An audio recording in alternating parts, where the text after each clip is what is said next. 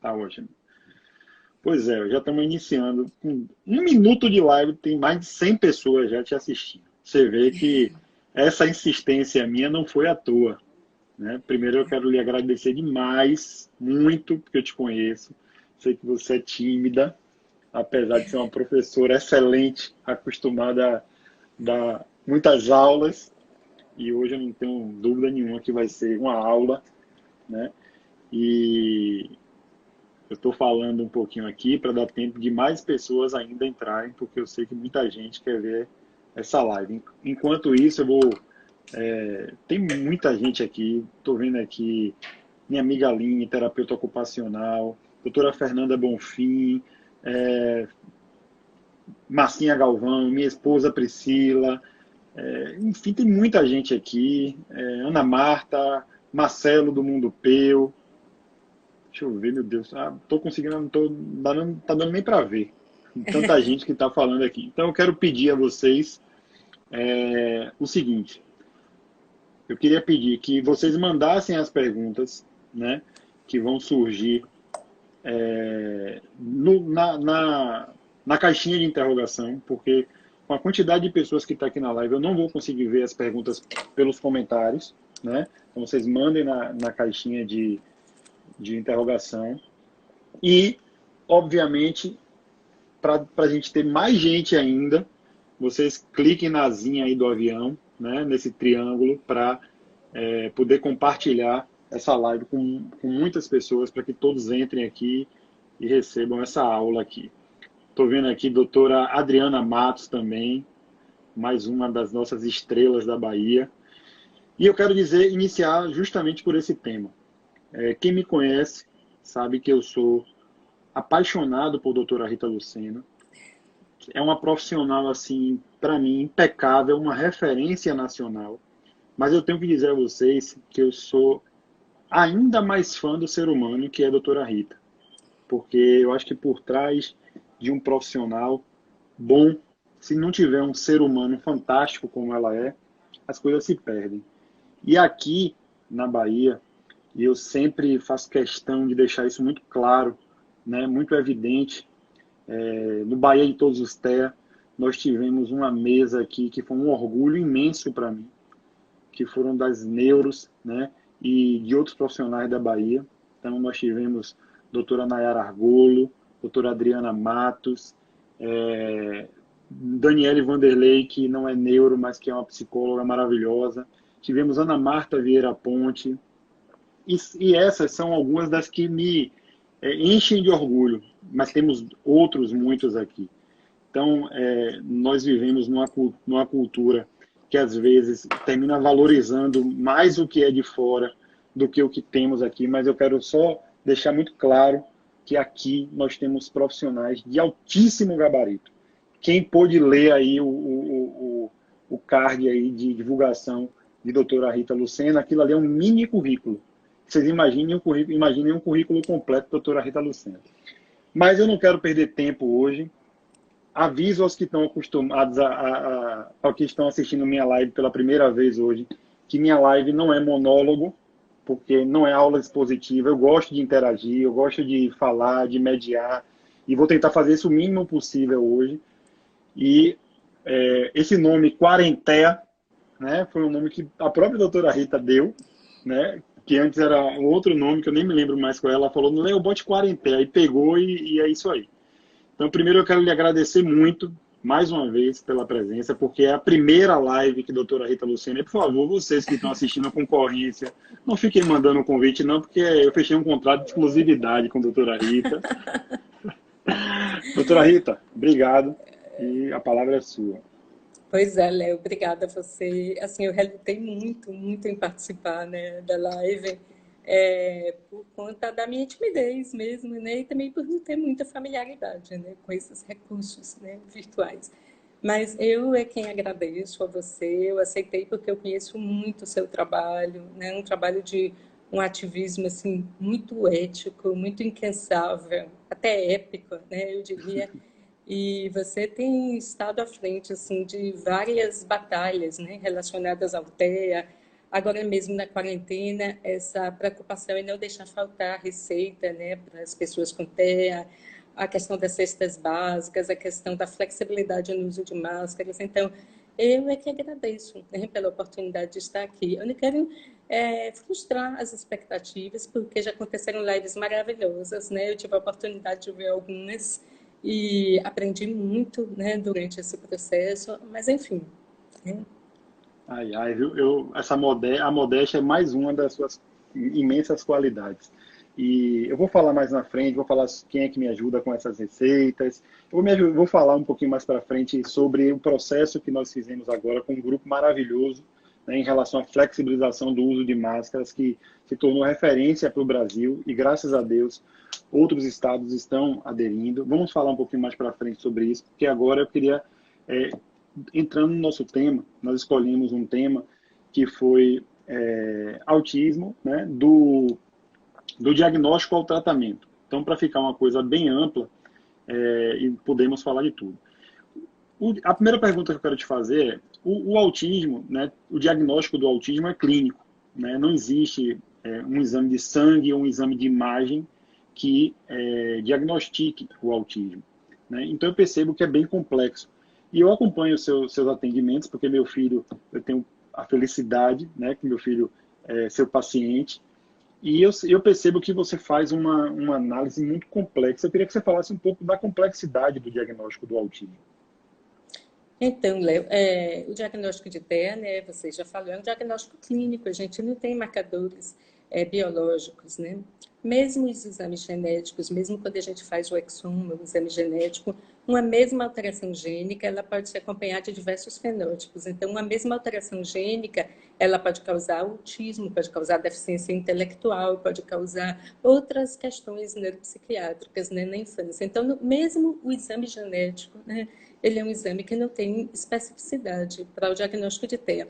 Então, o diagnóstico é clínico, né? As pessoas conhecem, né, as manifestações centrais do TEA, né? Então, a tríade clássica do TEA, os comportamentos repetitivos, estereotipados, ritualizados, os maneirismos, os períodos de interesse hiperfocado.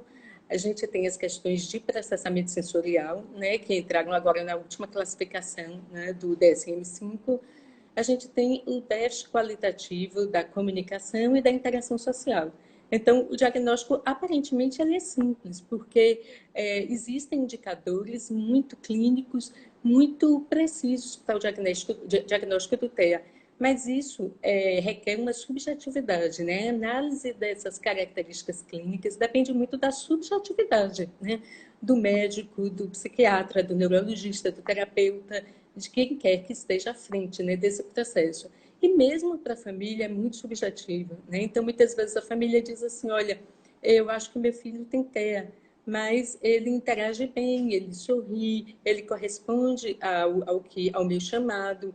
E quando a gente faz a avaliação clínica, a gente tem que buscar uma série de elementos, né? Porque a gente sabe que o TEA ele se dá por uma questão epigenética, né? Então, existe a predisposição, né, genética ou por algum fator intrauterino para a ocorrência de TEA, mas os fatores ambientais eles vão ter uma importância muito grande na forma como o TEA se apresenta, na gravidade do TEA.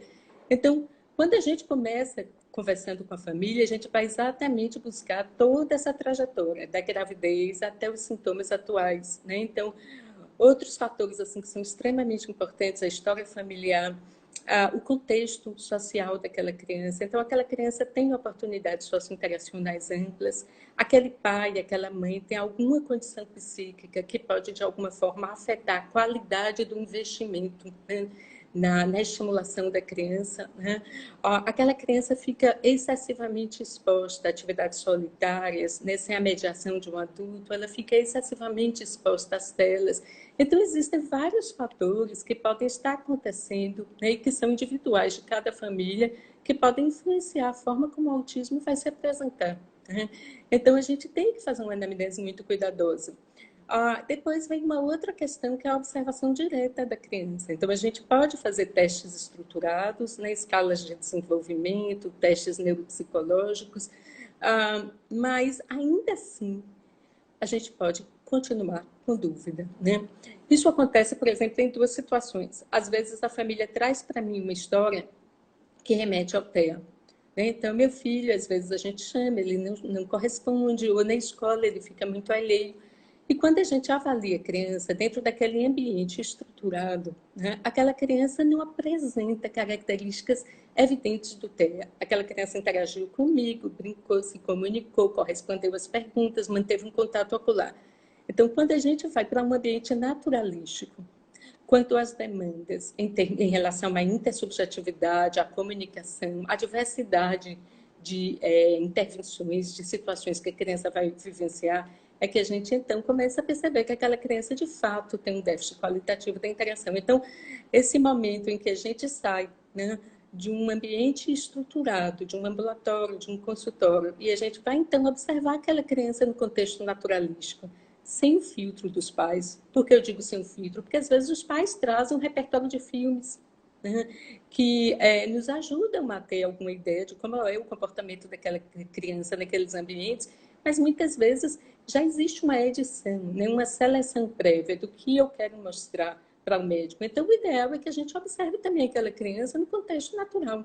Então, já aconteceu, por exemplo, de a família trazer uma história que sugeria o TEA, eu não perceber nenhuma característica do TEA, uma criança com inteligência superior, e ainda assim eu fui à escola, sentei, conversei com os coordenadores, a escola me disponibilizou uma série de vídeos, né, que mostrava essa criança no intervalo, brincando, interagindo, conversando, e claramente não era uma criança com autismo, era uma criança que tinha uma somatodispraxia, ela tinha uma dificuldade organizacional, uma dificuldade instrumental para organizar a mochila, para colocar o material, e isso tornava aquela criança um pouco lenta dentro daquele contexto, mas não existe um autismo. Então, assim, o que a gente percebe, às vezes, de comportamento da criança em um ambiente em relação a outro, pode ser muito variável, né? E eu acho que isso soma muito, essa percepção.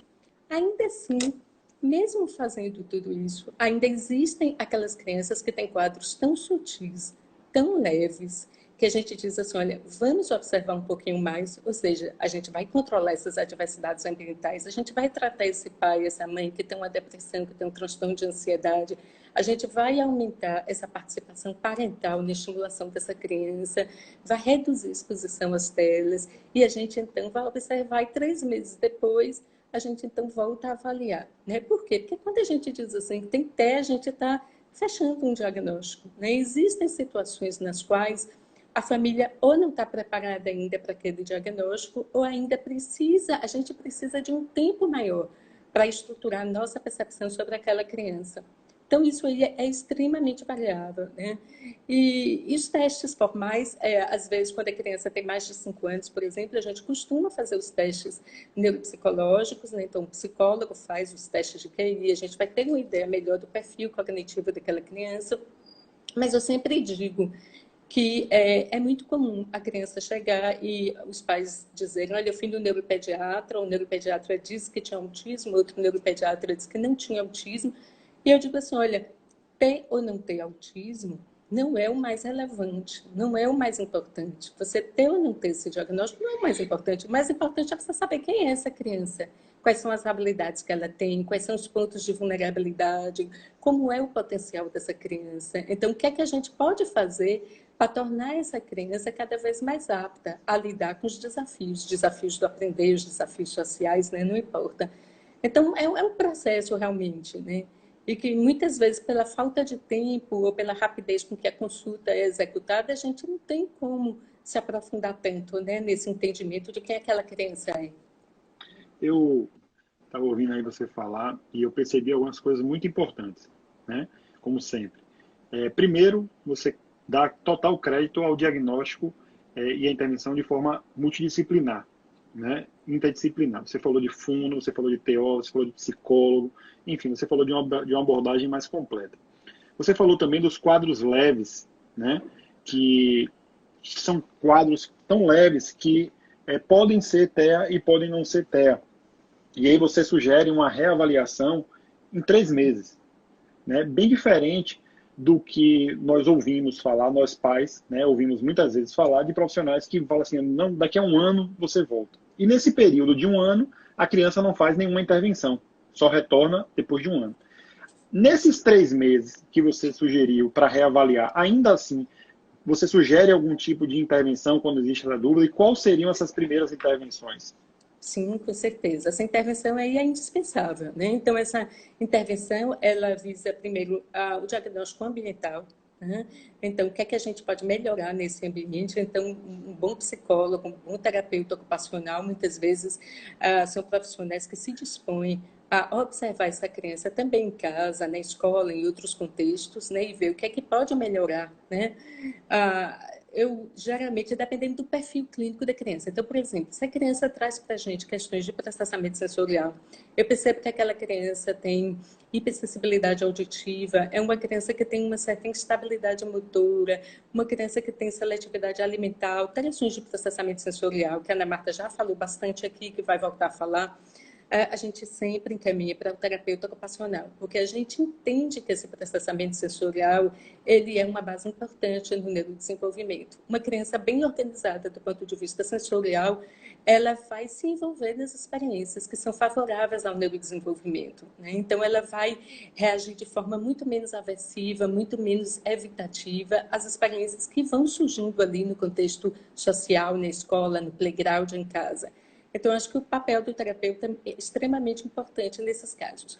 Quando a criança traz questões de linguagem, né, então o que está chamando mais a atenção daquela família é um atraso de linguagem, ou talvez alterações de processamento auditivo, uma dificuldade de direcionar a atenção para o estímulo auditivo que seja mais relevante. Então, o encaminhamento mais importante aí, no caso, é para o fonoaudiólogo, né? E o psicólogo entra vendo aquelas questões mais ambientais, a questão da relação daquela família com aquela criança, né? E, eventualmente, quando a gente precisa de uma intervenção mais comportamental, porque a criança tem uma desregulação de humor, a criança tem um baixo limiar para frustração, é uma criança que se desregula muito facilmente, então o psicólogo. E às vezes a gente encaminha para uma equipe interdisciplinar, né? Então, porque existem várias demandas que, embora sejam leves naquele momento, as manifestações sejam leves, elas vão ser decisivas, né? na modificação, né? Dessa trajetória, né? Da criança com TEA. Ainda no campo do diagnóstico, você validou muito, né? Algumas vezes você falou da questão da escola, né? E aí eu já vi aqui que minha presidente da AMA, minha querida amiga Rita Brasil, está aí, uma pessoa que tem muita experiência na área da pedagogia. E eu sei também, né, por acompanhar o seu trabalho, por você ser médica do meu filho, que você fatia a sua avaliação em 3 ou 4 sessões. Né? Normalmente você faz a primeira sessão com os pais, né, para ouvir esses relatos. Você faz uma outra sessão com os pais e a criança, né? Depois você faz uma sessão só com a criança e uma última com os pais e a criança para dar uma devolutiva. Mas muitas vezes você faz uma coisa que eu acho incrível, e aí eu queria entender qual o intuito disso, qual a importância disso, que é visitar a escola, né, do garoto. Tanto na fase de diagnóstico, quanto em outros momentos, em fase de reavaliação, tudo isso. Eu queria que você explicasse a importância da escola, né, e dessa observação. Essa questão da escola, eu acho que é importante porque a criança passa a boa parte do tempo na escola, né? Então, a maior parte das demandas que chegam para a gente, principalmente nas formas mais leves do TEA, é a questão da adaptação da criança ao ambiente escolar, né? Então, hoje, as escolas procuram muito, né, essas informações, apesar de a criança ter o terapeuta, o psicólogo, ter toda uma rede ali de apoio. Muitas vezes a escola solicita, né, um parecer, uma visita do neuropediatra para traduzir um pouco, né, aquele perfil da criança em objetivos que sejam reais, realistas, que sejam alcançáveis. Então, será que a forma como a gente está atuando com essa criança em termos de adaptação, de acomodação curricular, é o que a gente deve, de fato, estar fazendo com ela? Então, quais são, o que é que o neuropediatra faz na escola? O neuropediatra, basicamente, ele vai observar o contexto escolar daquela criança. A gente tem uma preocupação muito grande, Léo, com a questão do bullying, né? Que é uma questão que, às vezes, parece ser muito óbvia, mas é uma questão que traz um sofrimento psíquico enorme, né, para crianças, qualquer criança, mas principalmente crianças com TEA. E a gente costuma dizer, por exemplo, que quando a criança com TEA percebe que está sendo depreciada, isso já alcançou um nível, que é um nível já muito de algo que muito explícito, né? Então, esse contexto da escola é importante. Talvez seja melhor dando algum exemplo. Por exemplo, eu tenho um paciente com TEA muito leve, muito leve, que ele traz um sofrimento psíquico muito grande, né, por estar na escola. Eu não quero mais ir para essa escola, meus colegas não gostam de mim, meus colegas não correm atrás de mim quando eu brinco, quando eu me escondo, e ele traz isso de forma com muito sofrimento psíquico. Quando eu vou até a escola e a gente vai abordar essa questão da interação social, do porquê que aquilo acontece, a escola então me mostra filmes. E nesses filmes o que acontece é que as crianças estão brincando, apostando corrida, e ele está brincando de esconde-esconde. Ou seja, ele não se deu conta de que ele não está inserido no contexto da brincadeira, mas ele interpreta de uma forma equivocada a ação do outro. Então, isso mostra para a gente a questão da intersubjetividade. O quanto o déficit da intersubjetividade afeta a relação interpessoal daquela criança. Esse é o tipo de percepção que a gente só vai conseguir ter, que a gente só vai conseguir obter se a gente estiver observando a criança na situação natural. A gente jamais vai conseguir fazer qualquer inferência a respeito disso, estando com a criança dentro de um ambulatório, dentro de um consultório. Então, existem escolas que já solicitam consultoria à equipe interdisciplinar que faz o acompanhamento da criança, fazendo um planejamento pedagógico de acomodação curricular, né, e entra o psicopedagogo como papel essencial nesse processo, e muitas vezes a demanda de escola é muito mais a demanda do médico, né, do que da própria escola. Então, isso varia muito, varia enormemente. Tá. Eu dizer para o pessoal aqui o seguinte, já tem quase 80 perguntas na caixinha de interrogação. Obviamente, nós não vamos conseguir responder todas as perguntas. Eu quero validar aqui, agradecer a presença aqui de muitas pessoas bacanas. Não vou conseguir falar de todas também, mas estou vendo aqui Anderson, da Reab, estou vendo a Aline, da Incentivar, Ana Marta, do Semente. Tem muita gente bacana, várias colegas suas também lhe prestigiando aí. Doutora Fernanda. Colegas da faculdade ainda, que eu já vi aqui alguns. Tem uma amiga que eu amo muito, Fernanda Queiroz, fonoaudióloga, mora em Boston, né? Fonoaudióloga fantástica. Mas, assim, muita gente querida mesmo, né? Vários neuropediatras. Em relação à neuropediatria, Léo, chama a atenção que a Bahia está muito, muito bem servida, né? Existem muitos profissionais bons. A gente tem aqui 2 residências médicas, né? Que tem possibilidade de formar bons neuropediatras, grupos de estudo, assim, fantásticos. Então, eu vejo, assim, uma participação muito grande, né, nessas discussões de caso, e eu fico, assim, muito feliz de ver, assim, esse potencial, né, da neuropediatria aqui na Bahia. Pois é. Doutora Fernanda Bonfim, que vai fazer uma live também comigo. Salvo engano, é próxima semana, próximo domingo. Doutora Emanuele Vasconcelos, doutora Fernanda Nubu, que fez uma live comigo, especialista em sono. Enfim, gente, na AMA também está aqui. Na AMA atendeu meu filho também, quando era menor. Eu quero pedir desculpa às pessoas que eu não estou aqui falando, mas é porque realmente tem muitos comentários, graças a Deus. Eu sabia que essa live ia ser assim, e eu queria muito, na verdade, se eu pudesse, se eu tivesse possibilidade, eu queria que cada pessoa, né, pelo menos do meu estado, ainda que não tenha um filho com autismo, pudesse assistir essa live, porque eu tenho certeza que elas iam ampliar muito a visão dela. O autismo, a doutora Adriana Matos, que é outra que eu sou... Ave Maria, apaixonado também, porque é uma pessoa muito doce e uma médica super competente. Eu quero, antes de passar para as perguntas aqui, falar uma coisa muito importante, porque eu sei que tem muitos pais aqui, né? E nós temos um grupo, né? Nós fizemos um grupo para flexibilização do uso de máscara para pessoas com autismo, né? Eu sei que alguns dos filhos que estão aqui, algumas das crianças autistas que estão aqui, elas até usam essa máscara, né? Só que nós sabemos que a maioria das pessoas com autismo, especialmente as que têm hiperreatividade sensorial e hiporreatividade sensorial, elas não utilizam essa máscara, elas não aceitam usar máscara ou usam de forma inadequada. Então, Eu recebi muitas mensagens logo quando isso saiu, né, quando aconteceu o uso obrigatório de máscaras, e aí eu pedi socorro, montamos um grupo multidisciplinar formado por nada mais ninguém menos que doutora Rita Lucena, doutora Nayara Argolo, doutora Aline Sampaio, essas da Universidade Federal da Bahia, né, respondendo pela parte de neurologia. Doutora Adriana Matos, preceptora do Hospital Roberto Santos, também neuropediatra. Doutora Ana Marta Vieira Ponte, terapeuta ocupacional, eu digo a ela que ela tem mais certificação internacional do que as certificações existem.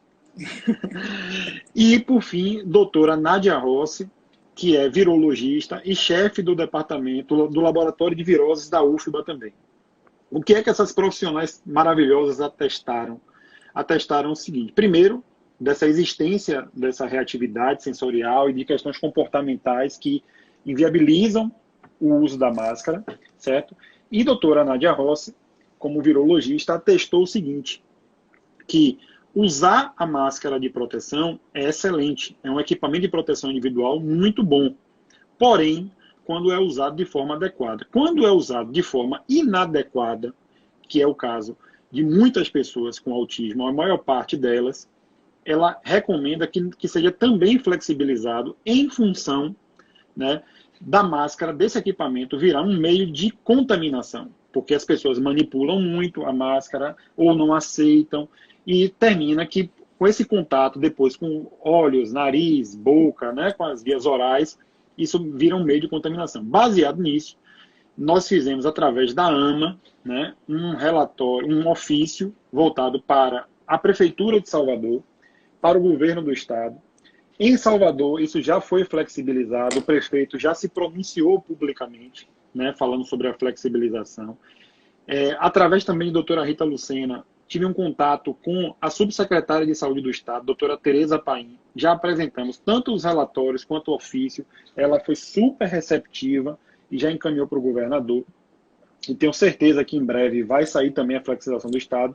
Isso serviu de referência para diversos outros estados do país, né? Paraíba, outras cidades importantes, como a própria capital, João Pessoa, Macaé, Rio de Janeiro, Juiz de Fora, Minas Gerais, enfim, uma quantidade enorme de municípios. Então, o próximo passo agora é fazer uma campanha de conscientização para que as pessoas reconheçam através de algum símbolo, né, que nós vamos utilizar, pode ser a fitinha do autismo, estamos em estudo disso aí para que essas pessoas não sejam julgadas. Então, quero deixar meu agradecimento público a cada uma de vocês aqui por toda essa... Porque se não fosse esses relatórios técnicos, eu não conseguiria, obviamente, porque no senso comum, quando a gente fala coronavírus e não usar máscara, as pessoas dizem, não, esse cara está doido.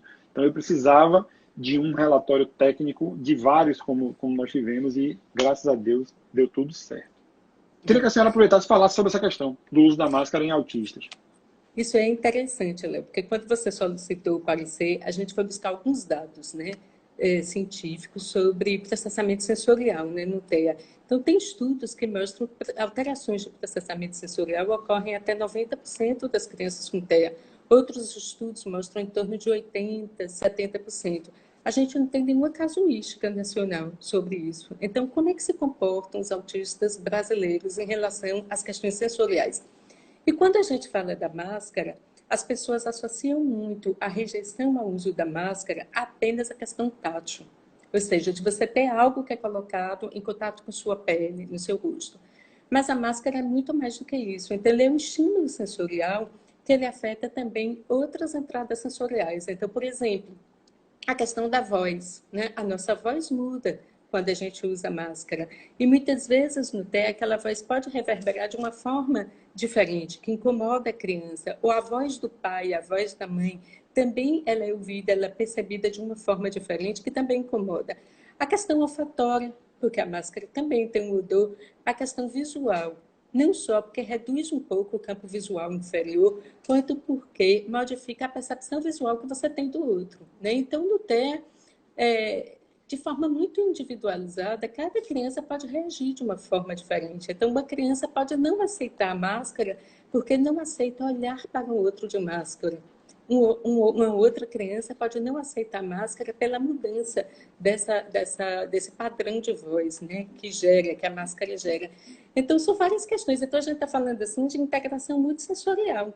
Né? Então, são vários estímulos que estão chegando lá no cérebro que vão ser processados. Esses estímulos eles vão ser significados e eles vão evocar sentimentos, emoções, reações e comportamentos. Né? Então, no tem, quando a gente considera que muitas crianças, você mesmo fez um levantamento, né? Fez uma consulta aqui aberta pelo Real Autismo, e você, quem respondeu, né? O número de pessoas que responderam, eu não sei exatamente qual foi, mas muitas pessoas, acho que mais de 70%, afirmaram... 78% responderam, desculpa interromper, mas 78% responderam que não aceitavam usar. Aí eu tive o cuidado dos 22% restantes que responderam que aceitavam usar e perguntei, ele aceita usar sem tocar? E sabe quantas desses 22% responderam no sentido de que usava adequadamente, sem manipular, sem tirar? Porque muitos que responderam que aceitavam usar, quando me responderam que como era essa utilização, eram por 2 minutos, ou que tocavam muito a máscara. Então, o percentual, na verdade, que eu aferi é que menos de 4% utilizava da forma correta. De todas as pessoas que responderam, que foram quase 400 pessoas que responderam isso, apenas 4%, ou seja, acho que 16 ou 17 pessoas que me responderam depois desse refinamento da pesquisa, né, que utilizavam adequadamente. Então, ele foi um número ainda maior do que dos estudos apresentados no relatório. Obviamente que é uma coisa muito menor, né? Mas aí depende também muito de quem respondeu, de quem se sentiu Sim. motivado para responder. Mas mesmo os estudos científicos feitos a respeito disso, eles mostram que isso tende a ser mais grave nas formas mais graves de TEA. Mas mesmo nas formas leves, certo? Isso no mínimo acontece em 30%. Ou seja, naquelas pessoas com autismo leve, 30% apresentam ainda alterações de processamento sensorial. Então é muito frequente. E a gente vai fazer o quê? A gente vai privar essas crianças, né, de estarem fora de casa, né, de poderem usufruir de algumas experiências que são favoráveis, necessárias, essenciais ao desenvolvimento dela, ou a gente vai flexibilizar? Claro que a gente tem que pensar que a flexibilidade nesses casos é ideal.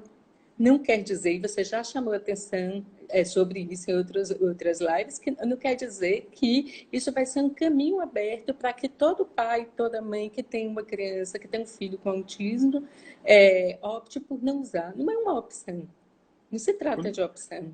Né? É uma circunstância. Quando eu falei com o deputado João Roma, que foi quem me deu o maior apoio, vamos dizer assim, do ponto de vista político, para a gente conseguir essa flexibilização, eu expliquei para ele, e nós consignamos isso no ofício, isso foi passado para o prefeito da seguinte forma: não é porque um pai ou uma mãe tem a flexibilização do seu filho usar, que isso é um incentivo a não usar. Muito pelo contrário, o que nós pedimos é, se seu filho aceita e usa adequadamente, nossa primeira recomendação é, se puder, não saia de casa nesse período. O segundo ponto é, se precisar sair de casa, ainda que tenha o direito à flexibilização, ele usando adequadamente e aceitando usar, use a máscara. Essa é a nossa observação, e o que eu conversei com o deputado João Roma e até com o prefeito, com o vice-prefeito Bruno Reis também sobre isso, eu disse, prefeito, para mim não entra na minha cabeça achar que um pai ou uma mãe, simplesmente porque existe esse direito, vai submeter seu filho a um risco. O primeiro princípio que a gente tem que pensar é, eu quero proteger meu filho. E se aquilo é um equipamento de proteção individual e ele usa corretamente, ponto pacífico. Então, a flexibilização só deve ser utilizada para os casos realmente necessários, né, de sair de casa. Então, isso é muito, muito claro. E foi tudo que vocês consignaram no relatório, e eu no ofício, e nessas conversas também. E você colocou esses 2 pontos, a questão sensorial, a questão do uso adequado, né? Então, a máscara usada de forma inadequada, ela aumenta o risco microbiológico, como a Nádia colocou aqui. E ainda tem o terceiro elemento, que é a questão do tempo. Às vezes a criança consegue usar a máscara durante 1, 2 minutos, 5 minutos, mas não durante um período maior, o período necessário para a saída de casa. Então, são esses 3 elementos, né, que têm que ser considerados, né? Cada família tem que decidir da melhor forma como lidar com isso, mas essa flexibilização realmente é necessária. Pois é. Eu quero passar agora para uma próxima fase né? Tem muitas perguntas aqui. Eu vou fazer só uma pergunta norteadora, depois eu vou começar a botar perguntas já das pessoas. O que é que você observa mais, né, quando já tem um diagnóstico? A gente está falando de uma pessoa já diagnosticada com TEA. Eu vou falar, por exemplo, da ponta de pé, andar de ponta de pé. Obviamente, isso é um trabalho multidisciplinar, né, feito com terapeuta ocupacional ou com fisioterapeuta, mas qual é o padrão, normalmente, para tentar reverter essas questões antes que vire um encurtamento de tendão, antes que vire uma coisa mais grave, vamos dizer assim? O que você tem visto que Então, dá mais certo, né, vamos dizer assim? isso. Então, essa questão do andar na ponta de pé é uma das características mais comuns, né? Não ter formas leves, formas mais graves, né? Muito comum. E a primeira coisa que a gente faz é avaliar para ver se já tem encurtamento de tendão. Então, quando tem encurtamento de tendão, o procedimento passa a ser cirúrgico, né? Quando não tem encurtamento de tendão, o que a gente pode fazer é a aplicação de toxina botulínica nos músculos da panturrilha, gastrocnêmio e solear. Então, a toxina botulínica ela vai enfraquecer temporariamente aqueles músculos que estão sendo excessivamente ativados, né, durante a marcha, durante o caminhar. Por que que a toxina ela vai agir durante 4 a 6 meses e durante esse período é extremamente necessário um trabalho de um fisioterapeuta, de um terapeuta ocupacional, reconfigurando esse padrão motor. Né? Então, porque tentando transformar esse padrão motor atípico no padrão motor mais fisiológico. Por que que a gente coloca isso? Porque a gente está muito acostumado a lidar com a criança. Mas a gente entende que esse padrão de ponta de pé, ele gera sobrecarga no antepé. Ele pode trazer repercussões tardias na adolescência, na idade adulta, pela própria sobrecarga osteoarticular. A gente não costuma falar tanto disso porque a gente está trabalhando com a criança, né? Mas nos autistas adultos, isso traz uma série de repercussões.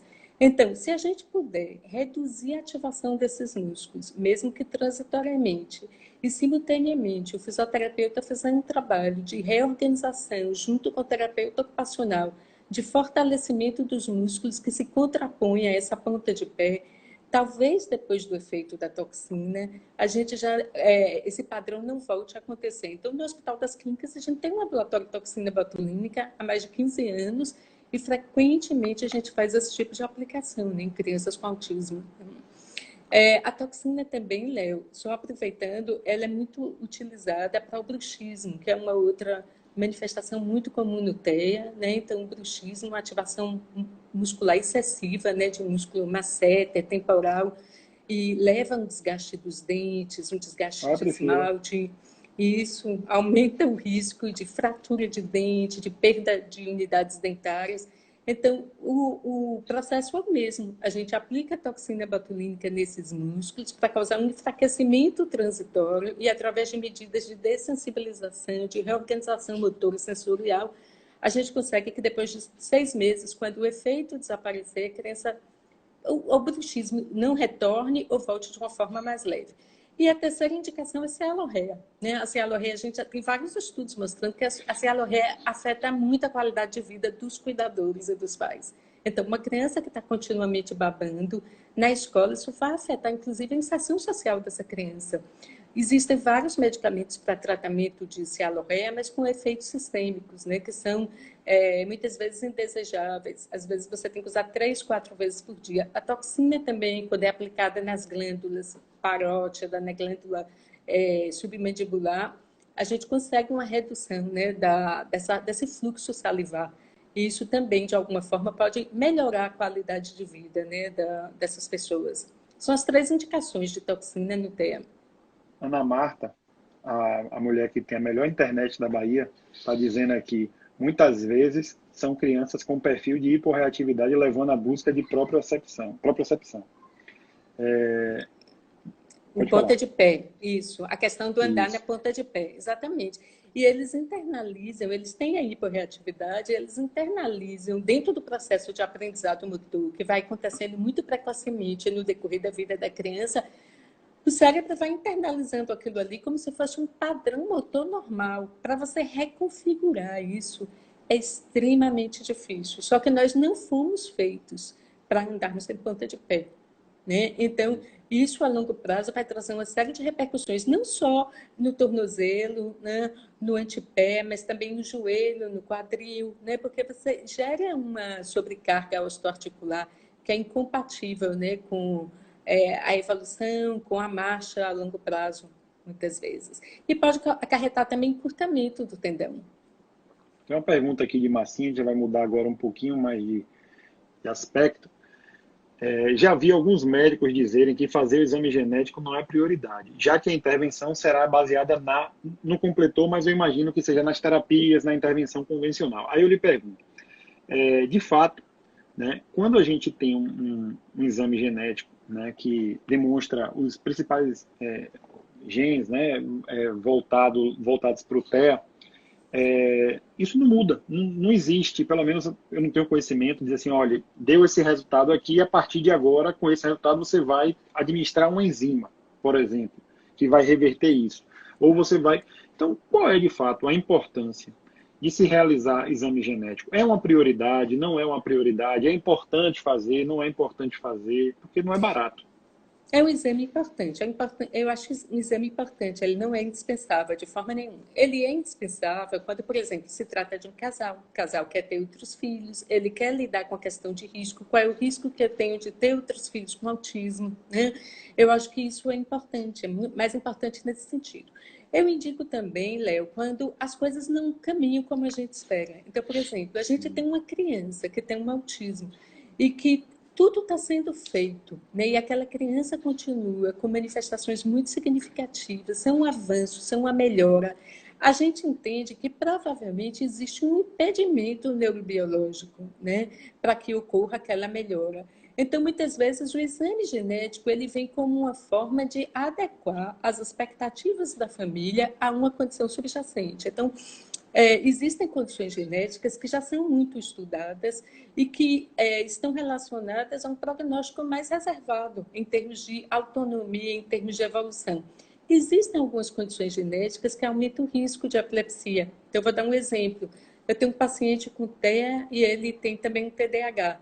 E muitas vezes existe aquela demanda de se introduzir um medicamento para o déficit de atenção na expectativa de que melhore o desempenho escolar, o desempenho social daquela criança. E algumas condições, algumas síndromes genéticas, elas estão relacionadas a um aumento do risco de epilepsia, por exemplo. Então, muitas vezes o medicamento ele vai ser o gatilho para a ocorrência de crise epilética. Então, existem várias situações.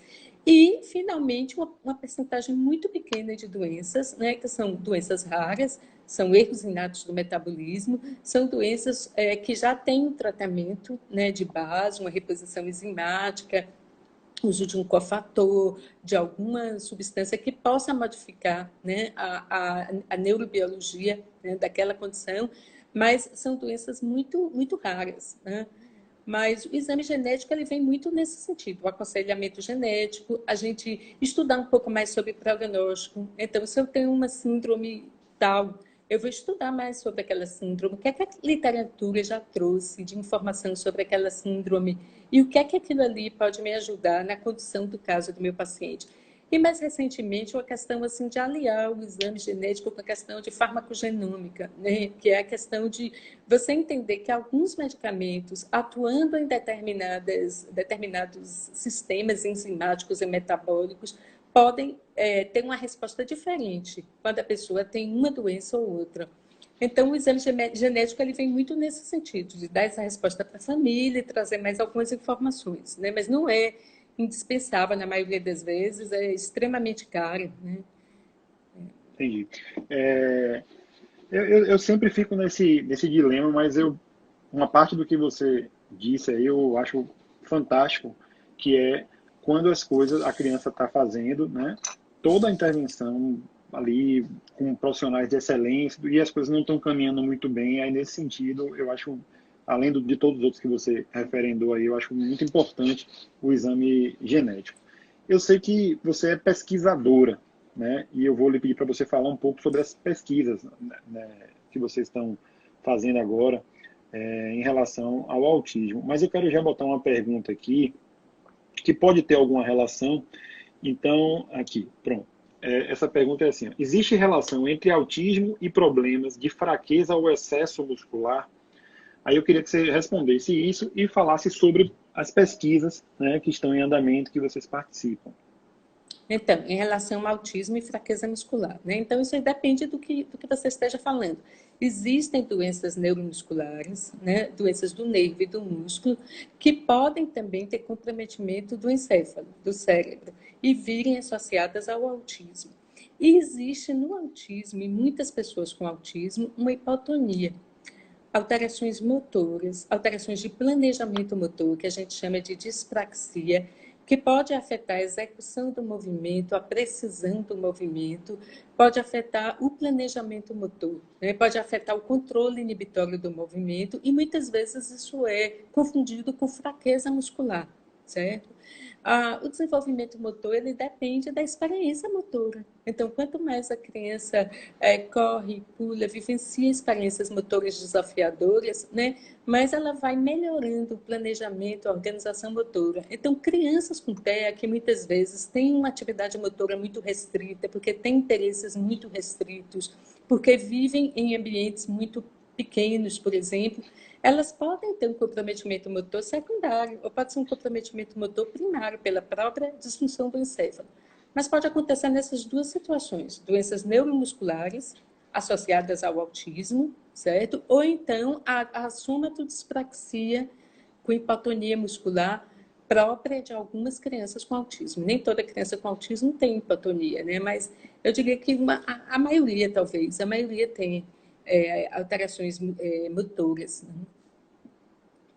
Entendi. Eu vi que eu estou respondendo aqui da live, viu? Mas eu estou atento a tudo. E eu achei que essa pergunta ela tinha muito mais a ver, né, que a pessoa quis falar sobre hipotonia. Por que, que é tão frequente hipotonia Muito no TEA? frequente. Existe alguma, nessas pesquisas, porque a gente fala que o autismo não tem uma relação física, né?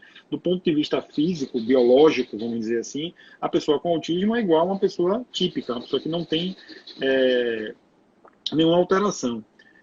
Por que que existe tanto essa relação de hipotonia com autismo? O que é? A hipotonia ela está relacionada ao movimento, né? A execução do movimento, o sistema motor. Então, a gente tinha falado antes que existem as entradas sensoriais, né? Então, os estímulos sensoriais, eles entram, eles vão ser percebidos, decodificados, interpretados, eles adquirem conteúdo, conteúdo concreto, conteúdo simbólico, conteúdo emocional. Todo esse processo de integração multissensorial vai acontecer. E isso vai gerar o quê? Uma resposta.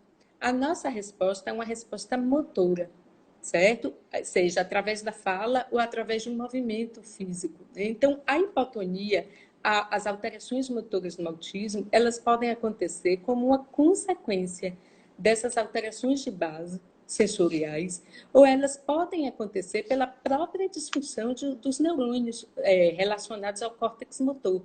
Então, o autismo é uma sinaptopatia difusa. O autismo é diferente, por exemplo, do TDAH, que tem uma alteração encefálica mais localizada. O autismo é diferente do distúrbio específico da linguagem, que se caracteriza por uma alteração mais localizada. O autismo é uma sinaptopatia difusa. Né?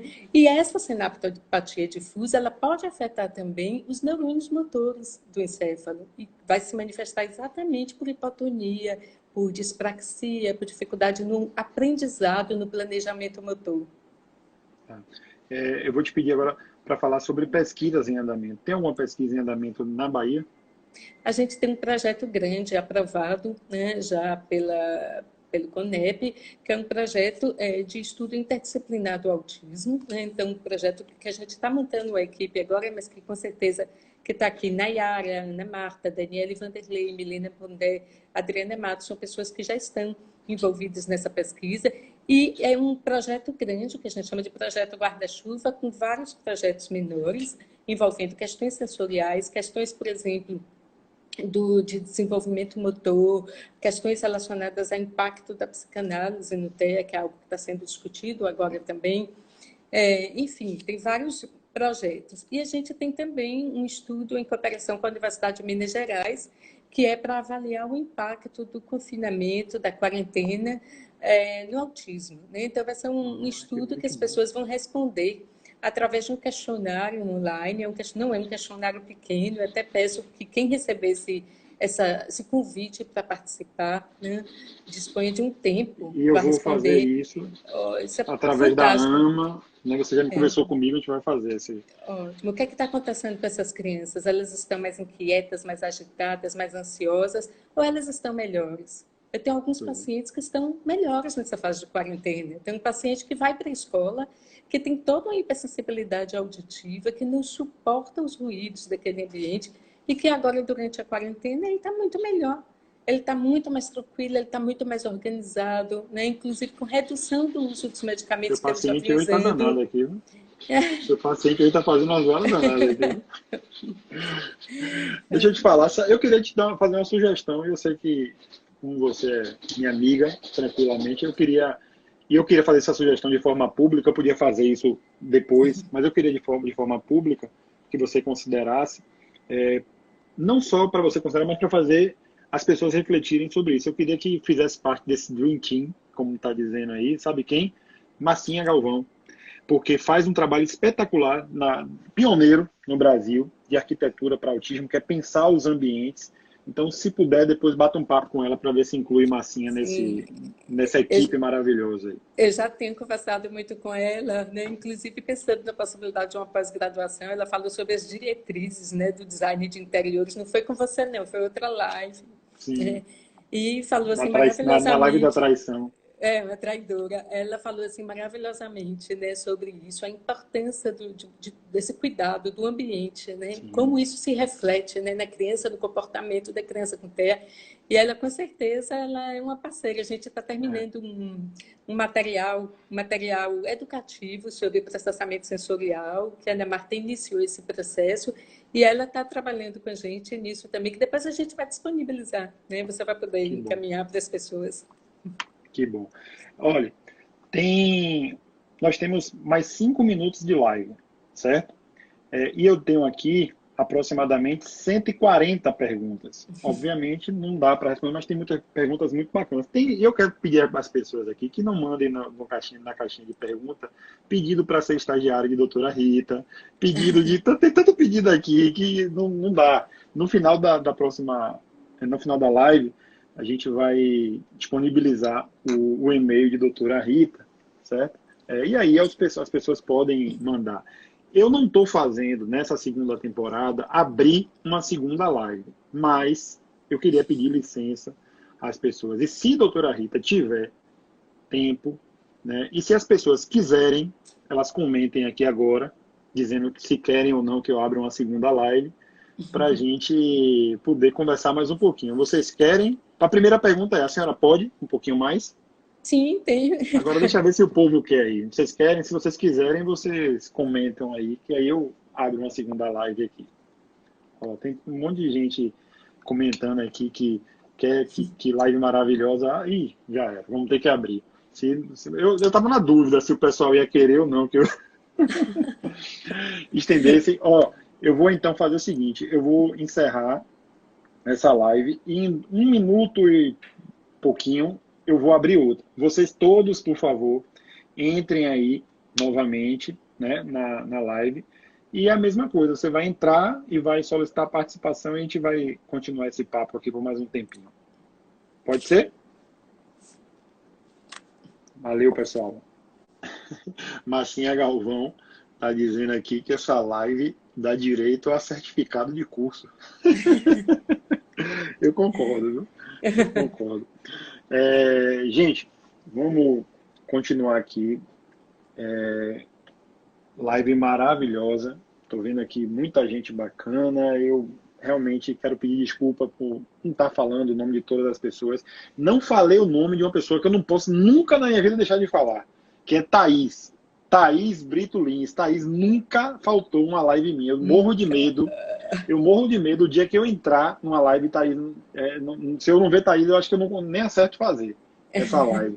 Foram até hoje quase 40 lives já, contando a primeira temporada com a segunda.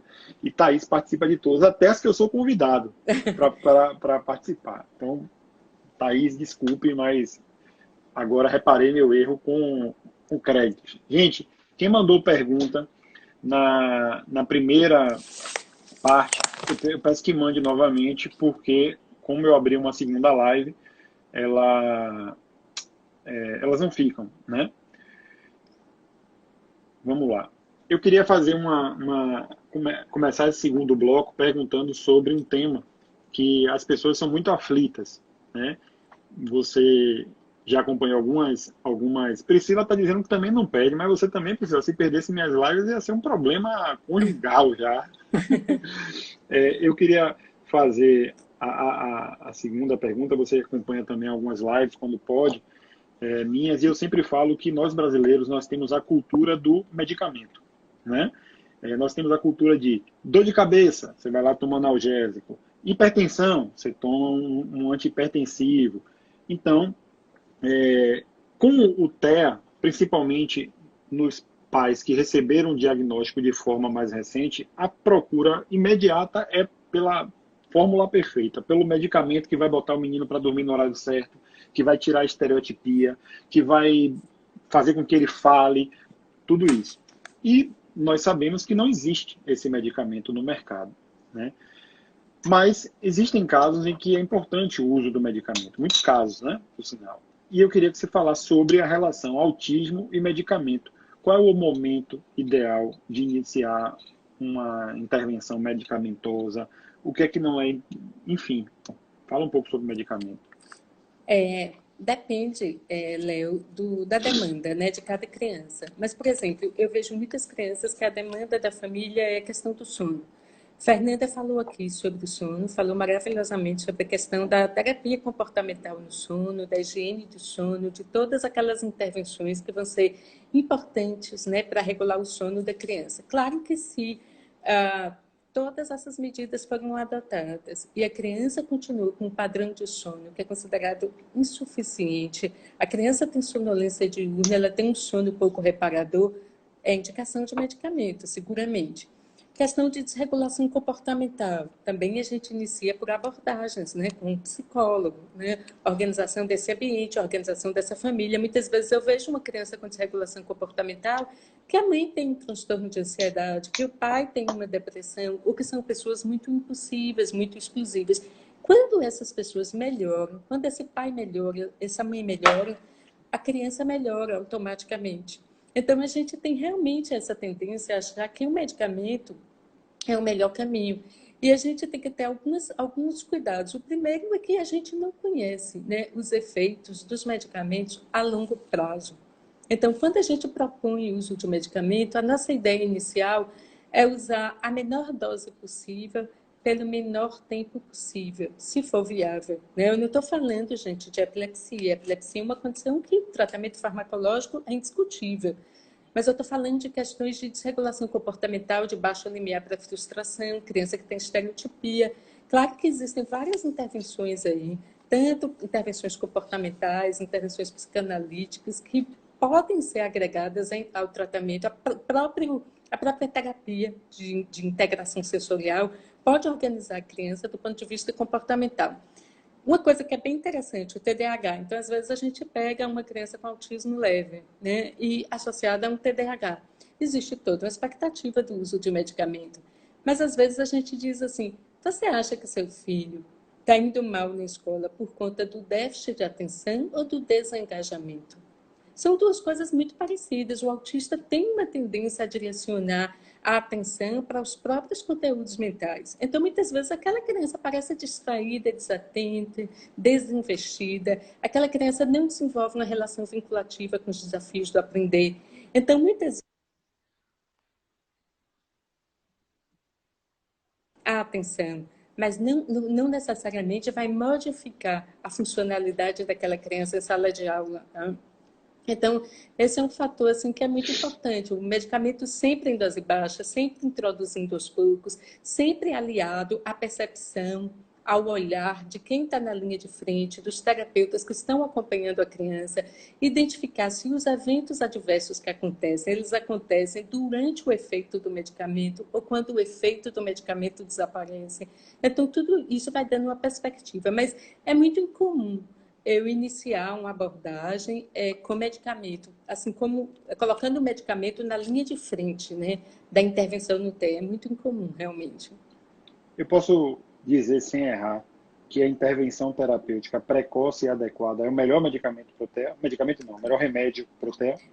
Sem dúvida, a organização da família, a intervenção, a organização desse ambiente, a ampliar as oportunidades de desenvolvimento dessa criança, a ofertar uma diversidade enorme de estímulos sensoriais, de diversas modalidades, né? Então, ajudar essa criança a se organizar diante de diversos contextos. Isso, sem dúvida, é o mais importante. Entendi.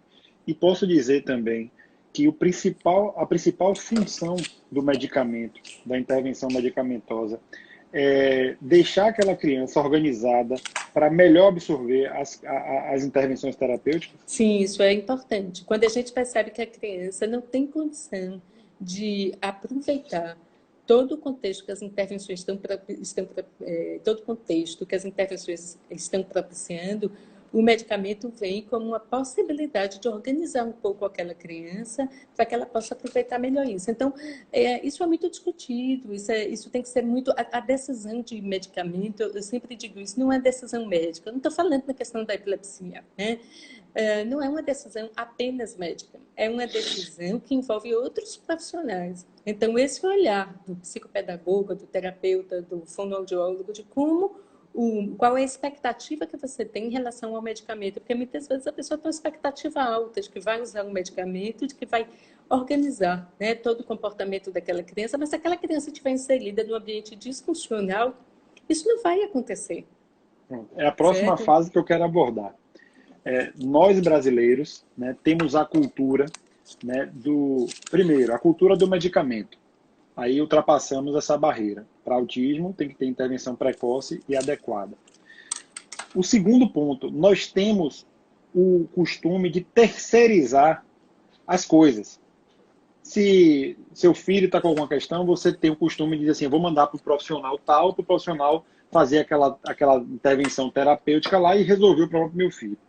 E aí eu quero falar justamente do ambiente. Se a gente não tem um ambiente familiar, onde o treinamento para os pais, né, e o que se chama de coaching parental, né, se a família não estiver integrada e a escola não estiver integrada com os profissionais terapeutas, qual é a chance de dar errado isso? É a chance grande. Eu digo assim que não tem a menor possibilidade de sucesso se não existir essa vinculação efetiva da família. Isso, aliás, quando eu vejo assim em relação ao prognóstico de TEA, Léo, às vezes eu pego uma criança grave, uma criança que tem muitos marcadores de mau prognóstico, e eu vejo um envolvimento tão grande dessa família, um investimento tão grande, a gente consegue ver a evolução nítida daquela criança. Às vezes eu pego uma criança com um autismo muito leve, certo? E lá adiante o desfecho já não é tão bom.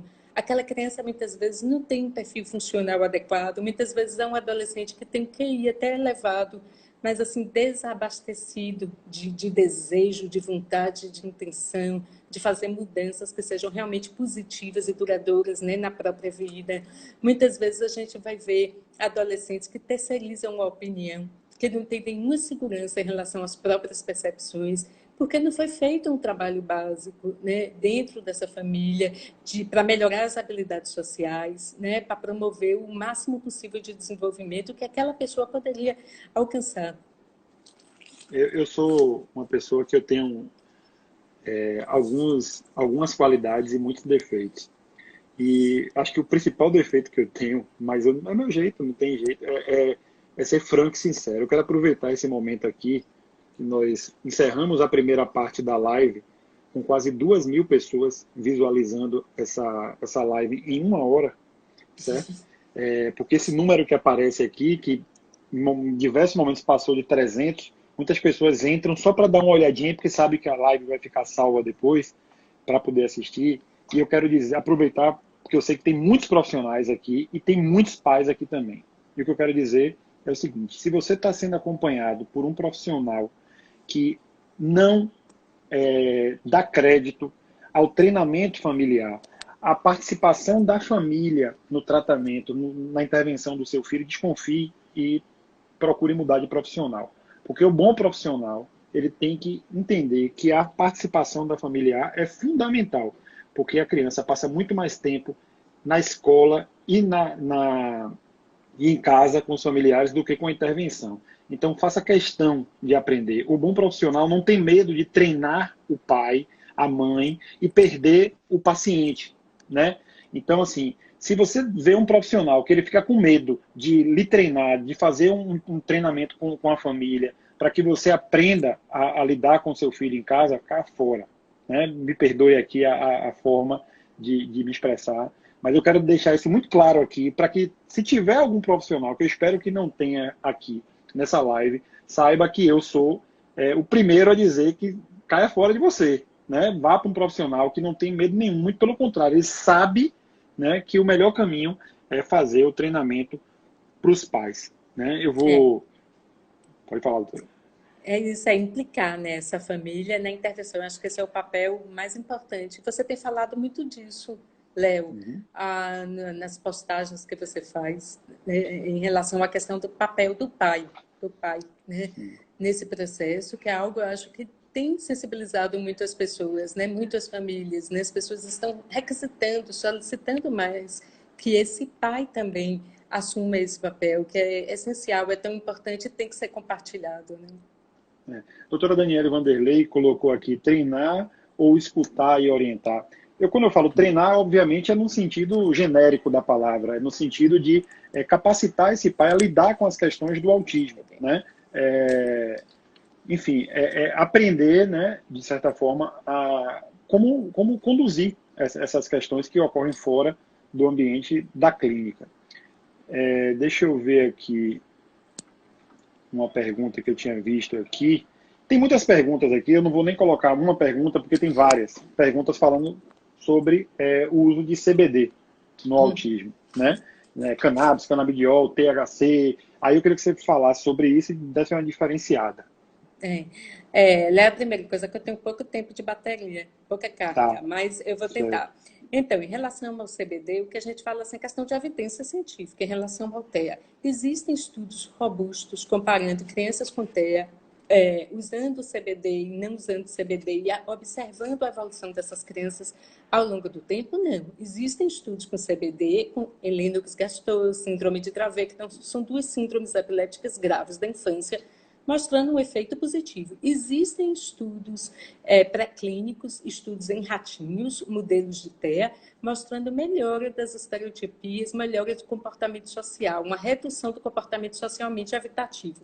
E tem um estudo, que é um estudo bem recente, que foi publicado ano passado, com cerca de 188 crianças com a média de idade de 12 anos, onde eles usaram CBD e eles observaram, através de entrevistas estruturadas com os pais e cuidadores, depois de um mês de uso, depois de 6 meses de uso. Então, em 30%, as pessoas diziam, esses pais, esses cuidadores, diziam que tinha havido uma melhora significativa, que justificava a manutenção do uso do CBD. Eles utilizaram CBD e THC na proporção de 20:1, então muito mais CBD.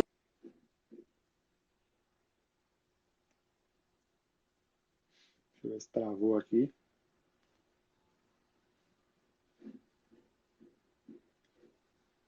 Voltou. 40% das pessoas foi referida a uma melhora moderada, certo? Então, isso eles fizeram com 1 mês e depois com 6 meses.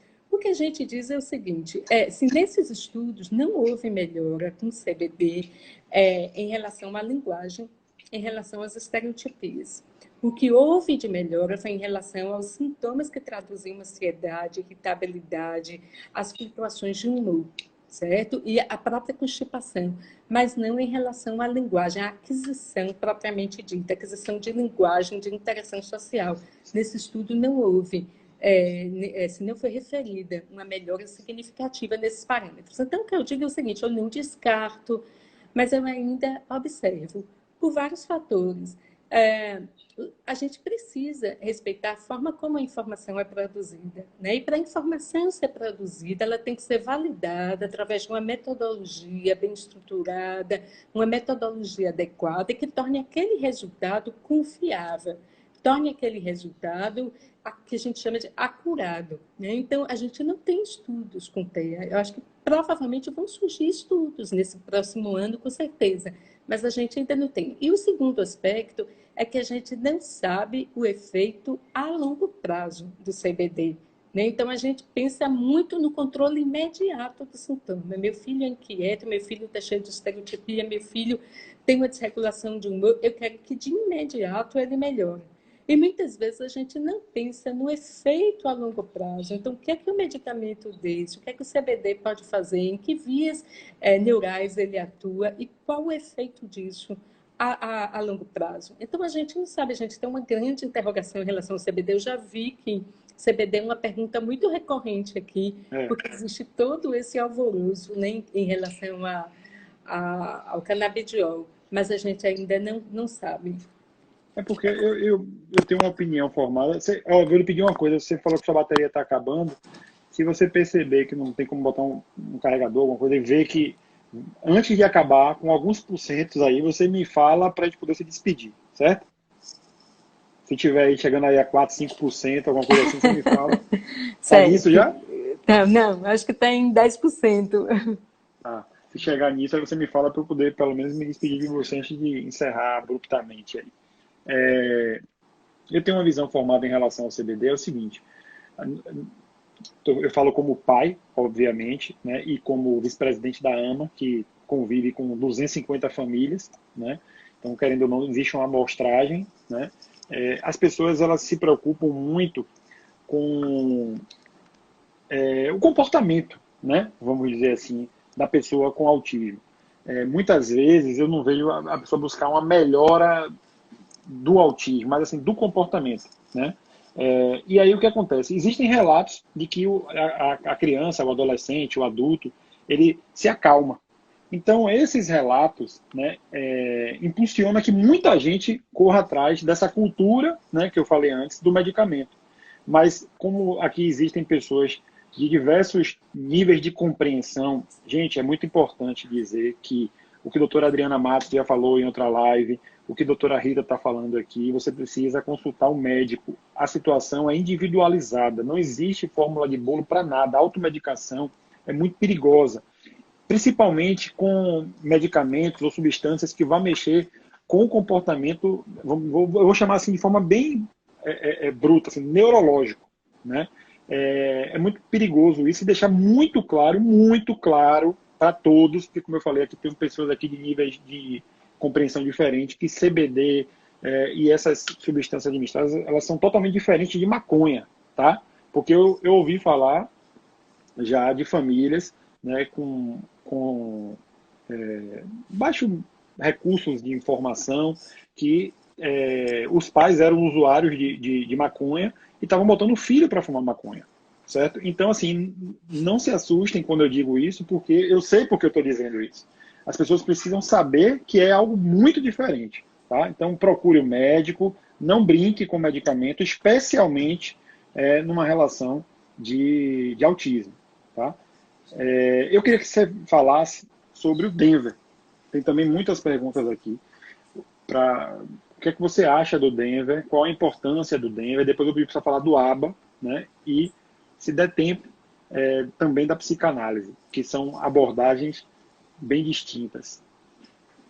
Então, estou alternando aqui a entrada do fone com o carregador. Mas, enfim, em relação ao Denver, né? Então, Se você Denver... quiser tentar tirar o fone e deixa para a gente ver como é que fica o áudio, não fica bom, não? Sem o Ah, tá. fone, enfim. Então, Tá. em relação ao Denver, eu tenho uma experiência muito interessante, né, de acompanhar crianças que estão no Denver, tanto no Denver quanto no ABA. São intervenções comportamentais, né, como tem sido muito falado aqui, né, então com objetivos específicos, né, a partir de uma observação da criança em diferentes contextos, né? Então, essas abordagens comportamentais, elas já estão muito bem validadas, né, na literatura. E em relação ao Denver, eu particularmente gosto muito porque o Denver fornece um instrumento de avaliação, né, contínua da criança e um gráfico onde a gente vai poder identificar os ganhos que a criança teve ao longo do tempo, com 3 meses, com 6 meses. Eu tenho até conversado com Ana Marta sobre a possibilidade de transformar isso numa pesquisa, né, num estudo observacional, que eu acho que ela tem dados muito, muito interessantes sobre o Denver. E eu vejo resultados muito bons. Eu acho que a questão mais importante desses métodos comportamentais é a questão de ser mais fácil de ser entendido, internalizado, incorporado, né, pelas pessoas, e o tempo de execução. Então, geralmente as crianças fazem 10, 12 horas semanais de Denver. O ABA, as crianças fazem uma média de 30 horas de ABA por semana, né? Então, com todo um enfoque voltado para o ambiente natural da criança, para a escola, para o contexto domiciliar. Mas o que a gente tem discutido muito hoje é a questão de que o comportamento ele pode ser modulado, né, pelas questões sensoriais. O comportamento pode ser modulado por intervenções de treinamento, de condicionamento, mas o comportamento ele pode ser modulado também pelo aumento da subjetividade, pela capacidade que a criança tem de vivenciar uma situação, de vivenciar uma experiência e se aprofundar simbolicamente nessa experiência. Se envolver emocionalmente, dar a essa experiência um conteúdo emocional. E eu acho que é isso que é o grande fator modificador. Por que eu coloco isso, Léo? Porque a gente fala muito o Denver, o ABA, para formas leves a moderadas do TEA, eventualmente para alguns sintomas específicos nas formas leves, mas eu tenho visto assim, vários adolescentes, né, que têm um potencial cognitivo muito bom, mas que são adolescentes que têm baixa funcionalidade. Né? São adolescentes que têm uma relação muito desinvestida com o outro, são adolescentes que têm um pensamento muito superficial, que não se aprofundam muito em temáticas reflexivas, né?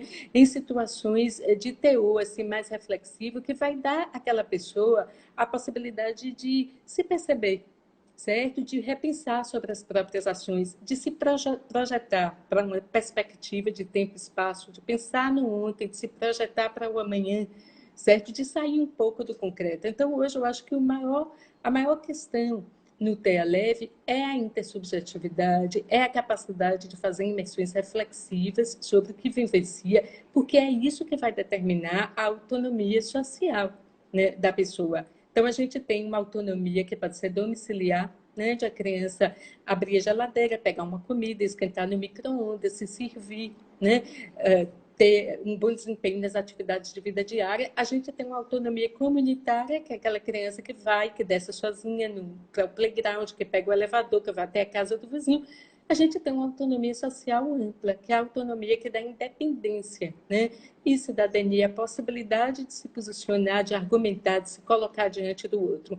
Daí a importância, gente, de terapias que também envolvam a questão reflexiva. Então, eu penso muito o ABA, o DEVA parece que fica um pouquinho laicar, né? Mas o ABA eu vejo muito na questão do sintoma, de você melhorar um sintoma, uma manifestação, de você fazer um treinamento específico dentro de uma habilidade que é muito válido, é importante, sem dúvida, mas eu vejo que a gente precisa ir um pouco além disso. A gente precisa que a criança vá além do concreto, do factual, né? do mais simples, e ela possa fazer essas imersões reflexivas de forma cada vez mais elaborada, que dê a ela uma possibilidade de se significar, de se perceber, né, diante do outro. Então, eu acho que cada terapia tem seu papel, tem sua função, e hoje a gente está estudando muito a questão esse diálogo entre psicanálise e neurociências, né? Então, como o cérebro funciona, essas redes neurais que foram descobertas nos últimos 20 anos, então a rede da saliência que foi descoberta em 2007,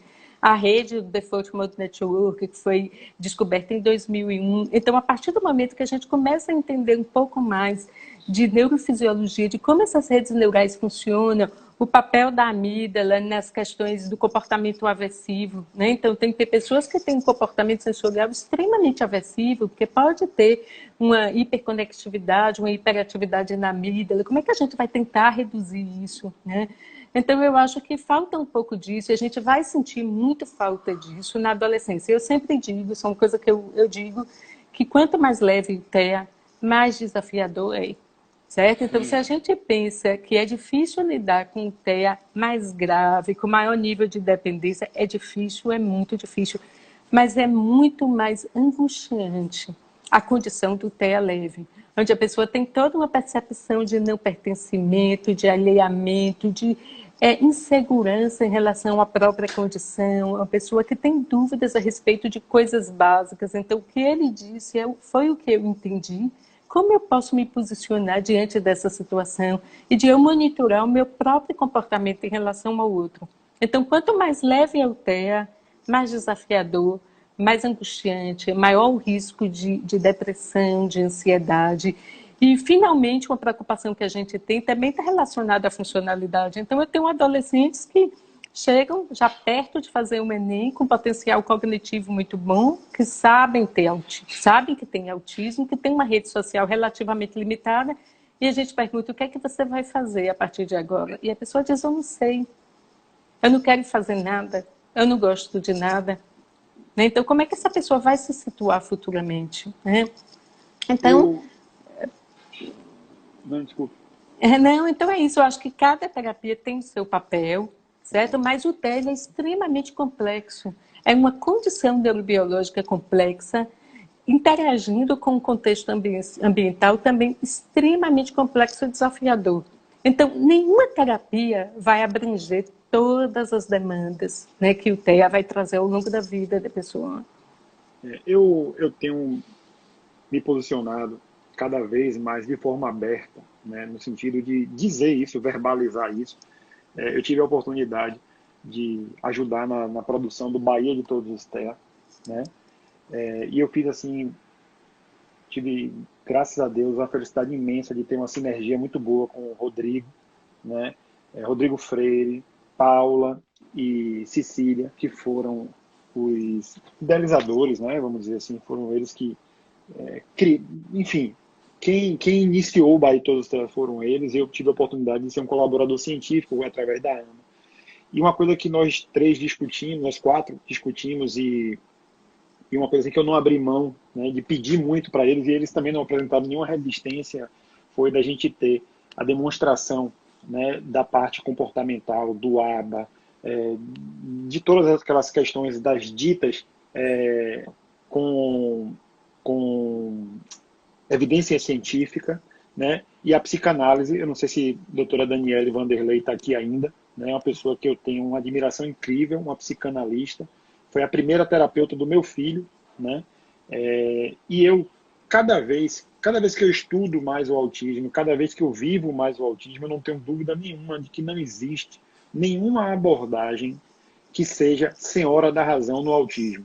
Eu acho que cada vez mais o autismo é particularizado. Pronto, a doutora Daniela está aí para receber essa homenagem minha, meu reconhecimento, na verdade, por todo o serviço que ela presta, e já prestou, ainda presta e vai continuar prestando para a gente.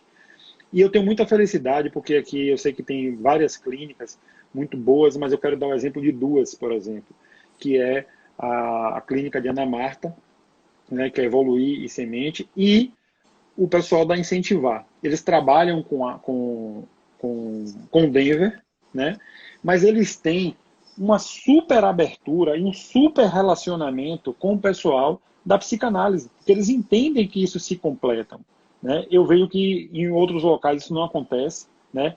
Existe uma separação do que presta e do que não presta, do que é verdade e do que não é verdade. E para mim não existe nenhuma a verdade absoluta em relação a isso. Outro exemplo, falando de ABA, é Luiz, né? Do Instituto Baiano, né? Inclusive onde meu filho está fazendo ABA. E meu filho, para você ter uma ideia, Daniele Vanderlei era psicanalista do meu filho, e ela, como psicanalista, me disse que achava muito bom para ele ir para o ABA. Então eu acho que isso é muito bom, essa sinergia e essa troca sem nenhuma autoridade no autismo.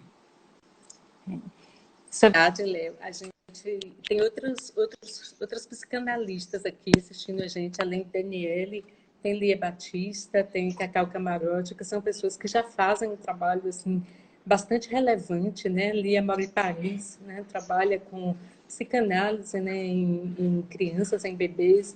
E, assim, tem uma participação muito grande, né? Em redes sociais, tem vídeos belíssimos de desenvolvimento de bebê, que depois as pessoas podem buscar, podem ver. Mas eu acho que é exatamente isso. Eu acho o Luiz, por exemplo, ele é extremamente flexível, da mesma forma que os psicanalistas com quem eu tenho contato também são flexíveis em relação ao ABA. Eu acho que é exatamente isso, essa coisa de se completar. Não é uma dicotomia, sim, não, ou isso ou aquilo. E eu acho que em algum momento a criança pode precisar mais de uma intervenção, em outro momento ele vai precisar de outra intervenção. Mas cuidar dessa relação desse pai, dessa mãe com esse bebê, desse bebê, cuidar desse ambiente é com certeza a base de tudo, certo? Eu acho que é o mais importante, estar atento aos indicadores de risco, né, que têm sido muito falados, né? Então, bebês pequenos, que sintomas, que manifestações devem suscitar a preocupação em relação ao risco de tétano. Isso também tem sido muito falado, a importância do preparo do pediatra para detectar precocemente isso, treinamento de pais, de crianças com autismo, de crianças neurotípicas, para melhorar a estimulação da criança nos primeiros anos de vida. Então, tudo isso tem sido fundamental, é extremamente importante, mas eu também não vejo uma hierarquia de forma nenhuma entre essas intervenções. Eu, passando rapidamente aqui, eu vi um comentário aqui de Bárbara de Luca. Ela pergunta para mim assim, quais foram os avanços que meu filho teve com a psicanálise. Eu podia passar um dia inteiro falando aqui, mas os principais é o pertencimento, se sentir como gente, as emoções dele, o gerenciamento do amor, de se posicionar como pessoa, apesar de não falar, da gente, inclusive a família que faz parte disso também, né, dessas orientações.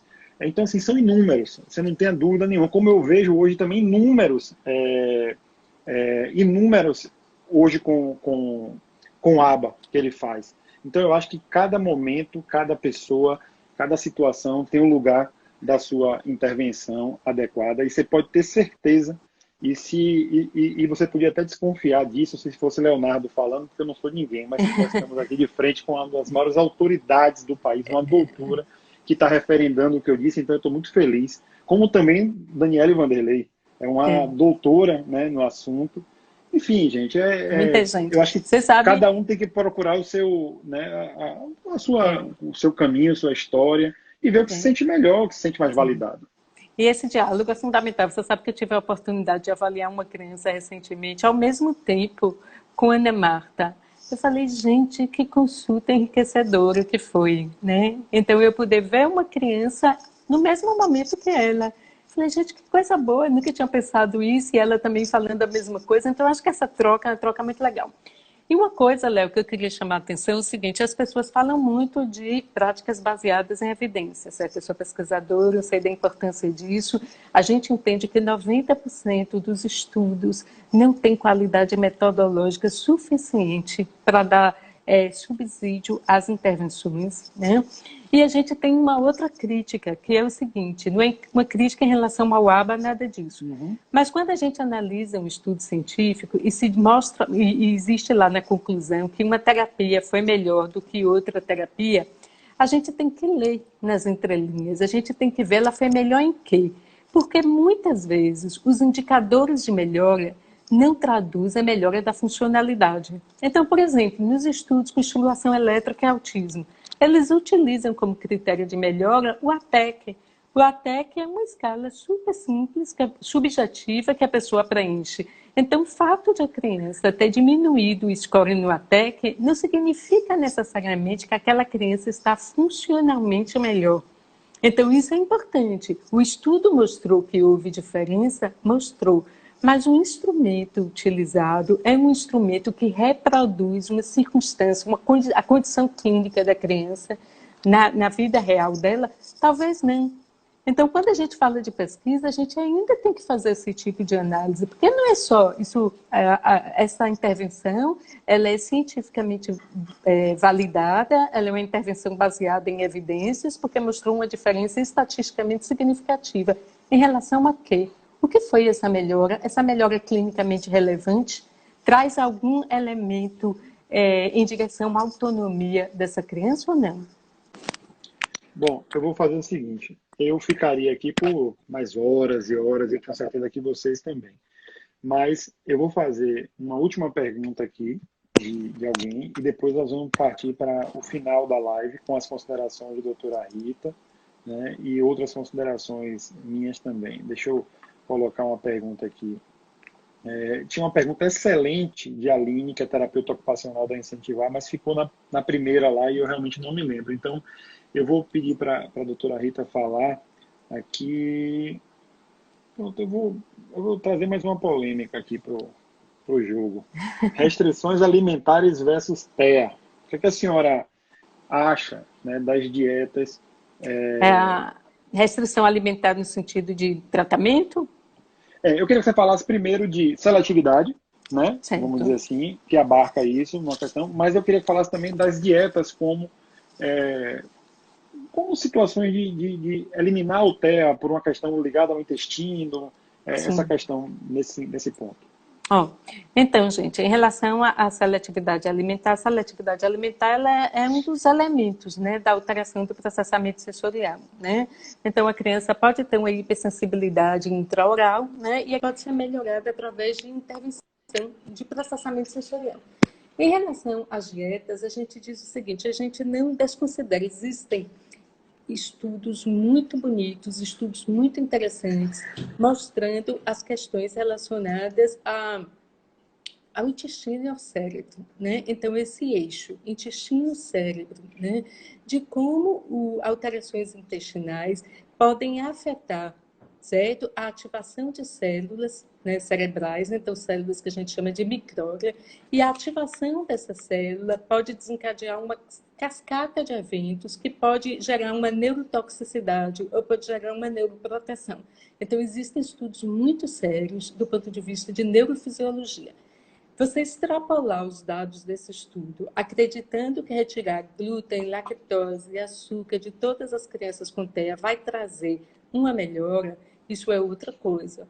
Se a criança com TEA, gente, ela tem uma hipersensibilidade celíaca ou não celíaca ao glúten, se ela tem uma intolerância à lactose, certo? Você vai fazer intervenção específica, direcionada, individualizada para aquela criança.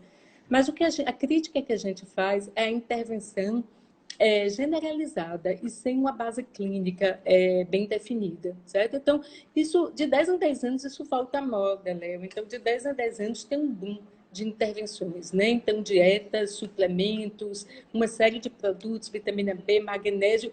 Aí, as pessoas consomem todas aquelas intervenções e depois de um tempo aquilo ele deixa de se sustentar. 10 anos depois volta novamente. Então, claro que algumas crianças vão melhorar com uma dieta sem glúten, porque elas têm uma hipersensibilidade ao glúten. Agora, se isso vai se refletir no comportamento, nas manifestações com TEA, né, isso aí seria outra coisa. Mas a crítica é não generalizar, não fazer uma intervenção generalizada. Eu vou fazer a pergunta que eu sempre faço no final, mas antes eu queria pedir a cada um de vocês que está aqui nessa live, se puder, siga a página Real Autismo, né? Porque através dessa página eu divido um pouco da minha experiência como pai, né? E aí eu quero falar bem brevemente sobre a importância de falar como pai, porque se tem um dado que não me orgulho de forma nenhuma, que é que a maioria dos pais, né, do homem, eles abandonam mesmo a família, né? Até o terceiro ano de diagnóstico, se fala em torno de 78% dos homens. Então, a gente está tentando fazer parte, né, de um processo de modificação, né, convocando esses homens a eles entenderem que eles não ajudam a mulher, como muitos falam, né? Assim, eu ajudo muito minha esposa. Eu não ajudo, porque quem ajuda, até uma frase que eu coloquei, postei sobre isso, quem ajuda é o vizinho, é o estranho, é um amigo mais próximo, esse ajuda. O pai, ele participa da criação e ele tem exatamente o mesmo nível de importância do que a mãe, ou deveria ter, né? Vamos dizer assim. Então, eu queria pedir a vocês que seguissem a página, para que a gente possa compartilhar experiências, trocar informações e me ajudar quando a gente fala de políticas públicas para autismo. Porque nós sabemos que quanto mais visível, né, é a nossa causa, quanto mais visibilidade nós dermos, né, maiores são as chances da gente atingir resultados positivos. E é isso que tem demonstrado nesses últimos anos aí de ativismo. Quero pedir que vocês conheçam também a AMA, porque a AMA ela não se restringe ao atendimento das 250 pessoas. Né? Eu agradeço sempre a Rita, que foi quem começou essa história toda há 17 anos. A AMA é um local de apoio, né, das pessoas com autismo, sejam elas os assistidos que estão lá, os 250, ou sejam os que estão, os 45 mil em Salvador, os 220 mil da Bahia e os mais de 2 milhões que nós temos no Brasil. Né? Nosso papel é estabelecer políticas públicas à defesa das pessoas com transtorno do espectro do autismo. Estamos na luta e com fé em Deus conseguiremos, né, no próximo ano, inaugurar a sede própria, onde vamos atender 800 pessoas, até 800 pessoas, e mais de 3 mil pessoas indiretamente. E é isso. Travou aqui, doutora Rita? Deixa eu ver se volta aqui. Quero finalizar agradecendo por cada um de vocês e vou passar a palavra para a doutora Rita aqui, se não travou. Eu espero que não tenha travado. Pronto, graças a Deus voltou.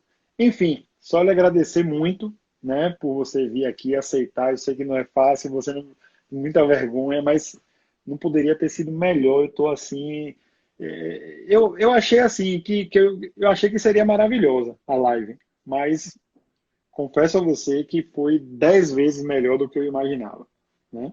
Então, obrigado. Se eu não lhe perguntei alguma coisa que você acha importante tratar aí nesse final, fique à vontade. Então, Léo, obrigada. Eu queria agradecer a você e a todas as pessoas que tiveram a paciência de nos ouvir, né? Pessoas muito queridas, vi aqui terapeutas ocupacionais, vários pais, né? Pais, fantásticos pais, psicólogos, até nutricionistas, né? Então, fiquei muito feliz, né, de ter esse encontro com você. Eu relutei muito, você deixa a gente muito, muito à vontade. E eu queria só fazer um apelo, eu vou colocar na minha página do Instagram uma solicitação de uma avó de uma criança, que é uma colega nossa, que precisa muito, muito de um transplante de medula óssea, né? Então, Saiu no Benil, você viu? Eu te mandei até. isso, é o neto de Solange Rubim de Pinho, uma psiquiatra bem conhecida aqui de Salvador, uma pessoa Sim. maravilhosa. Eu vou colocar os dados no Instagram. Mas, enfim, queria agradecer a vocês, né, pela oportunidade, pela paciência. Eu estou à disposição para responder perguntas por e-mail, no Instagram. E, finalmente, agradecer a você e a Rita, Léo, pelo trabalho mesmo incansável, né, por esse ativismo sério, ético, né, por todas essas batalhas, né, com as quais você tem se envolvido. E, enfim, fiquei muito, muito feliz, né, de Que bom. estar aqui hoje com vocês. Se ela ficou feliz e sentiu à vontade tudo isso, tem duas situações aí. A primeira é que, por favor, não convidem a doutora Rita para outra live. Deixa ela só aqui no Real Autismo. E vamos fazer outras em breve aí, com fé em Deus. Pessoal, muito obrigado. Obrigado a todos que estiveram aí, como a doutora Rita falou aí, teve a doutora Adriana Matos, a doutora Daniela Vanderlei, Aline, Ana Marta, gente, doutora Fernanda Bonfim, vamos ter no próximo domingo uma outra neuro, né, que eu não estou lembrado aqui agora, me parece que é a doutora Fernanda Bonfim, domingo que vem, e no outro vai ser a doutora Raquel Silvani, né? Mas as lives da página Real Autismo são terças, quintas e domingos. Então fiquem atentos aí que vamos tentar trazer. O tarrafo agora ficou mais alto, viu? A responsabilidade de quem está vindo aí. Obrigado, pessoal. Boa noite a todos aí. Doutora, muito Obrigada, obrigado, gente. viu?